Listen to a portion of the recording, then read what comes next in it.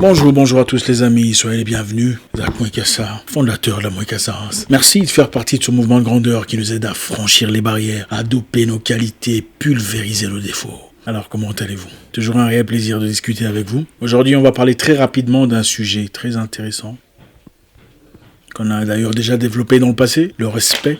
Comment gagner le respect? Comment regagner un respect qu'on a perdu peut-être dans le passé. Vous savez, le respect est l'élément le plus important dans la vie de l'être humain. Ouais, ce ne sont pas nécessairement les ressources. Vous pouvez perdre tout ce que vous voulez. En termes d'argent, en termes de ressources, en termes de matériel. Vous pouvez perdre beaucoup de choses dans la vie que vous pouvez peut-être récupérer dans le futur. On perd l'argent, on récupère peut-être dans le futur. On peut perdre des opportunités, perdre des avantages qu'on pourrait probablement récupérer d'une façon ou d'une autre dans le futur. On peut perdre des amis et on en retrouve des meilleurs. On peut perdre des membres de famille, en tout cas dans le sens africain, et en trouver d'autres. Des gens qui vous aiment véritablement, des gens qui vous aiment pour vous, des gens qui vous respectent, des gens prêts à consentir des sacrifices énormes pour vous. Mais le respect, quand il est perdu, hélas, est presque impossible à récupérer. Dès que vous perdez votre crédibilité en termes de respect dans un milieu où on vous respecte, ça devient très compliqué pour renverser la vapeur. Voilà, aujourd'hui on va essayer par quelques éléments, par 4 étapes principalement. En tout cas, ça sera une nouvelle saison, une nouvelle série avec quelques épisodes sur le respect qui est très important dans notre société d'ailleurs. Donc sur 4 éléments principaux, comment regagner le respect, si pas garder le respect qu'on a déjà. Premièrement, pour avoir le respect des gens qui vous entourent, soyez vrai. Soyez vous-même. Restez authentique. Beaucoup de personnes, malheureusement, veulent prétendre être ce qu'ils ne sont pas. Ils veulent donner l'impression, une image, refléter des apparences qui ne sont en réalité pas leur vraie identité. C'est bien beau. C'est bien de paraître plus grand qu'on est en réalité. C'est bien de paraître plus réussi, plus heureux, plus épanoui, plus grand, plus fort, plus dominant. C'est bien pour sa réputation. Mais malheureusement, aussitôt que les gens découvrent votre vraie réalité, votre vraie identité, ce qui correspond réellement à ce que vous êtes, vous perdrez toute votre crédibilité, tout le respect qui vient avec. Et cela, croyez-moi, devient très difficile à retrouver. Soyez authentique, soyez vous-même. Si vous n'avez pas d'argent, ce n'est pas un problème. Le respect n'a pas tout à voir avec l'argent. C'est vrai, l'argent peut influencer un certain degré de respect, si pas d'hypocrisie. Mais le respect n'a pas tout à voir avec ses biens matériels. Vous n'êtes pas obligé de faire semblant. Vous n'êtes pas obligé de prétendre être un entrepreneur réussi qui aide une multitude de personnes à se retrouver pour acquérir une certaine crédibilité si vous ne l'êtes pas en réalité. Soyez vous, soyez authentique, soyez vrai et vous gagnerez et préserverez le respect que vous avez. Soyez vous-même, améliorez-vous, mais parlez comme vous-même. Parlez comme vous parlez. N'essayez pas d'être quelqu'un que vous n'êtes pas. Oui, faites tout pour vous améliorer, mais n'essayez pas de paraître comme une personne que vous n'êtes pas. Parce qu'aussitôt que le monde découvrira votre vraie identité, parce qu'elle vous rattrapera, ne vous en faites pas, vous perdrez toutes sortes de crédibilité. Difficile à retrouver. 2. Vous voulez être respecté ou regagner le respect que vous avez longtemps perdu, il faut avoir un moyen des revenus. C'est très important. Pourquoi c'est important? Parce que c'est difficile de respecter une personne qui demande toujours de l'aide. C'est la nature humaine. Oui, bien sûr, nous avons tous des gens vers qui on peut courir. Dans des moments difficiles, quand c'est dur, quand c'est rude, ça peut arriver à n'importe qui. De chercher de l'aide, de chercher quelqu'un vers qui se retourner, de chercher un soutien quelconque. Mais quand votre vie est basée sur les demandes, les aides, les soutiens, les supplications, c'est difficile d'être respecté. Le monde respecte difficilement les gens qui n'ont pas de moyens de revenus. Et il ne s'agit pas de gagner 10 000 $ le mois ou 20 000 $. Non, ayez un moyen de revenus. Ayez de quoi subvenir à vos propres besoins, à vos propres difficultés. Ayez cette estime personnelle de dire non, je n'irai demander à personne. Parce que j'ai prévu. Parce que j'ai placé un peu d'argent de côté. Parce que j'ai sauvegardé. Parce que j'ai réfléchi, j'ai pensé au futur. Avoir un moyen de revenus est très important pour se faire respecter aujourd'hui. Écoutez, nous vivons dans une société où l'argent joue un rôle très important. C'est vrai, l'argent n'est pas tout. Mais même dans des familles aujourd'hui, difficile d'écouter un aîné qui n'a pas des moyens de revenus. Même quand il dit la vérité, même quand il sort des sagesses, ça devient compliqué. Parce que la question principale qu'on pose, on dit, pourquoi n'applique-t-il pas sa sagesse dans sa propre vie? Avoir un moyen de revenus poussera à ce que les gens respectent votre épouse. Okay? Quand vous allez demander aux gens chaque fois, vous pensez que votre épouse peut sortir en public et dire, moi je suis l'épouse de tel. Non, elle ne peut pas. Faites respecter votre épouse. Cherchez un moyen de revenus. Cherchez un moyen de subvenir à ce besoin sans faire recours aux gens. C'est très important. Avoir un peu d'argent pour soi vous donne la confiance personnelle, l'estime personnelle, l'estime de soi, le courage d'exprimer ses pensées, d'ouvertement exprimer son désir, ses idées.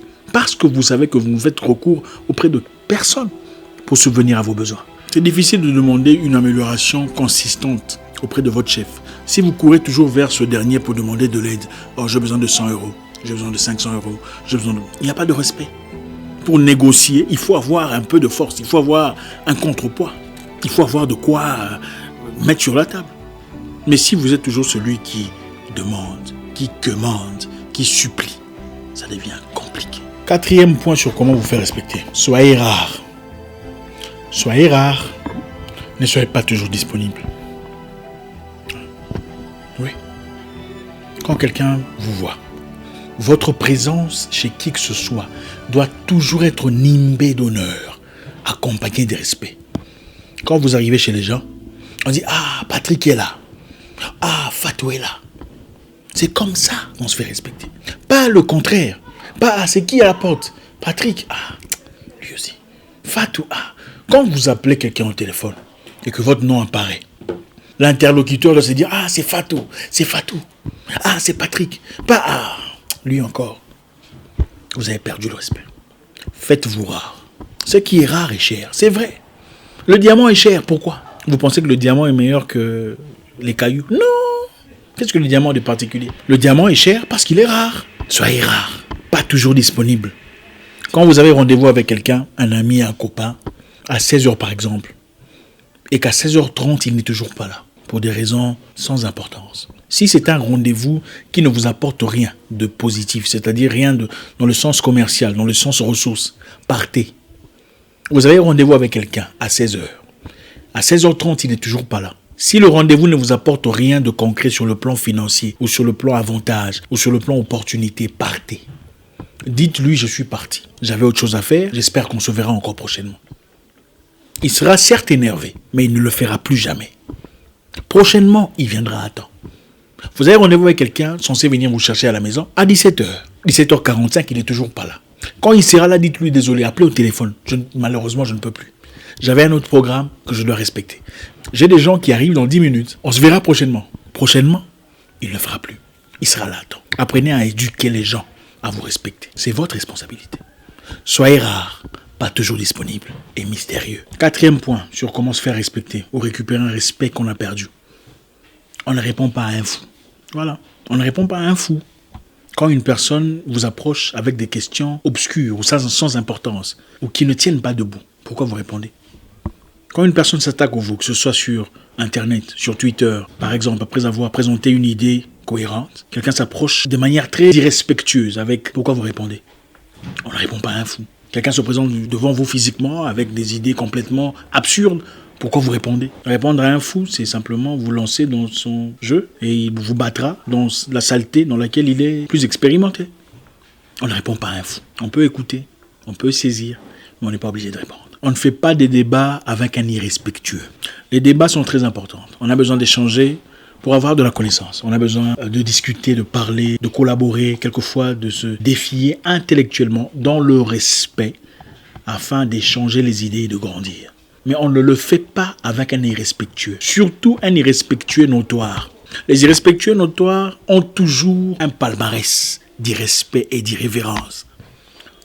Si vous faites attention, vous apprendrez très rapidement leur comportement. Et comment on repère un irrespectueux?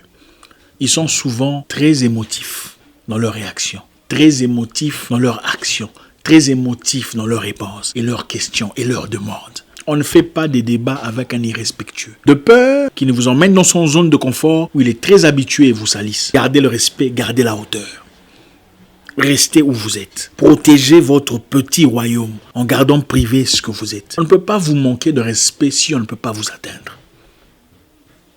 Évitez toutes sortes d'échanges, des discussions avec des personnes épidermiques, des personnes à réaction à fleur de peau, les irrespectueux, les irrévérencieux, les malpolis. Très facile à... Vous savez, ça n'a rien à voir avec l'âge. Aujourd'hui, vous trouverez une personne à 45 ans en train d'écrire des bêtises sur Internet. C'est très fréquent. Malheureusement, ça n'a plus rien à voir avec l'âge. Vous savez, à l'époque de nos parents, c'était différent. Une personne ayant atteint un certain âge se comporte d'une certaine façon. Aujourd'hui, malheureusement, c'est la confusion totale. Vous verrez une personne dans la quarantaine, 45 ans, mais en train de critiquer le visage de quelqu'un, en train de critiquer la bouche de quelqu'un. Une personne intelligente fait des critiques sur base des matières intellectuelles. Il fait des citations d'un philosophe, d'un écrivain, d'un penseur. Et on débat sur base de ça, sur base de la science, sur base d'éthique, d'intellect. Mais une personne émotive présente toujours ses émotions. Ah, moi d'ailleurs, tu crois quoi? Il faut complètement éviter ces genres de personnes. Les irrespectueux ne changent pas. Je suis désolé. Moi, je ne suis pas de ceux qui pensent que les gens changent soudainement comme ça. Vous connaissez une personne qui a déjà manqué de respect de manière notoire à une personne. Peu importe les raisons, il serait préférable d'éviter de vous placer dans les mêmes positions dans lesquelles elle eut le courage de déculotter l'autre personne. Gardez l'espace pour votre bien. Celui qui a manqué de respect à quelqu'un ouvertement vous manquera de respect aussitôt que vous lui donnerez l'opportunité de le faire. Sans aucun doute. Parce qu'ils sont mus par le courage de manquer de respect, de dévoiler, de déculotter, de désempoisser une personne pour se sentir fort. Vous voulez vous faire respecter, évitez toutes sortes de partenariats, de collaborations, de regroupement, de travail en union avec les querelleux. Vous connaissez les querelleux, les gens belliqueux, bellicistes, bagarreurs, chamailleurs. Pourquoi vous voulez vous associer à une telle personne? Pourquoi pensez-vous pouvoir travailler en collaboration cohérente avec une telle personne? Vous aurez des problèmes. Vous aurez des problèmes. Il y a des gens avec qui vous ne pouvez malheureusement pas travailler. Ils sont souvent très gentils, très polis au début, pour ouvrir les portes, pour faire connaissance.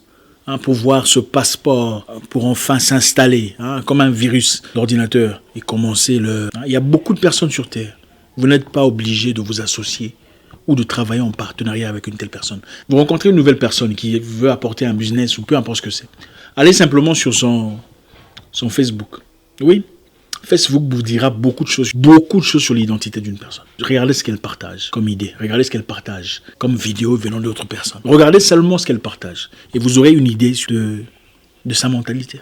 Vous voulez garder le respect, préserver votre dignité, évitez de vous associer avec des gens querelleux, les belliqueux, les bellicistes. Ils sont mus par le besoin de se comparer aux gens et de le vaincre. C'est leur récompense mentale. Préservez le respect.